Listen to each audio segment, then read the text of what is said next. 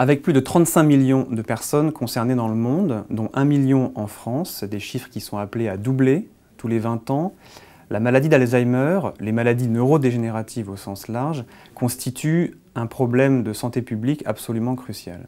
Alors, ironie de l'histoire, c'est que l'explosion du nombre de personnes victimes de ces maladies est une conséquence directe du vieillissement de la population. Or, ce vieillissement, de quoi procède-t-il? Tout simplement de l'amélioration de nos conditions de vie.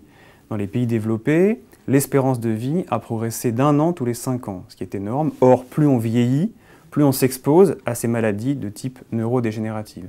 Il faut savoir qu'à 70 ans, une personne sur 40 est concernée, à 90 ans, une personne sur 3. Alors, nos connaissances ont énormément progressé en 20 ans sur ce type de maladie, et les différentes manifestations qui seront organisées en France ou dans le monde à l'occasion de la journée mondiale le 21 septembre en dresseront un panorama très complet. Mais on peut juste dire une chose, depuis peut-être 20 ans, le mot Alzheimer est passé dans le langage courant. Et on dit parfois en plaisantant, dès qu'on oublie quelque chose, par exemple, qu'on n'arrive plus à se souvenir, on dit ça y est, c'est Alzheimer qui commence. Alors, c'est important de bien distinguer ce qui relève d'un oubli, d'une faute d'attention, d'une situation pathologique liée à un défaut de l'instrument mémoire qui caractérise ce type de maladie.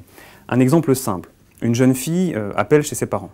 Elle tombe sur son père, elle lui dit « tu diras à maman, etc. » Puis elle raccroche, et le père ne le fait pas. La jeune fille rappelle 2 heures plus tard, elle tombe sur sa mère, et elle s'étonne. Et le père interrogé. Et là, 2 situations. Soit il se dit « ah oui, bien sûr, excuse-moi, j'ai fait autre chose, j'ai oublié ». C'est un oubli, et c'est bénin. Soit le rappel de l'indice, à savoir que sa fille a appelé, n'éveille aucun souvenir en lui. C'est-à-dire que là, il n'y a même pas eu encodage de l'appel, ce qui rend vain le processus de mémorisation. Ceci peut caractériser ou peut traduire un véritable problème. Bien sûr, si les oublis dits bénins se répètent, ne pas hésiter à consulter un spécialiste et pour plus d'informations, voir les sites de l'INSERM ou le site France Alzheimer.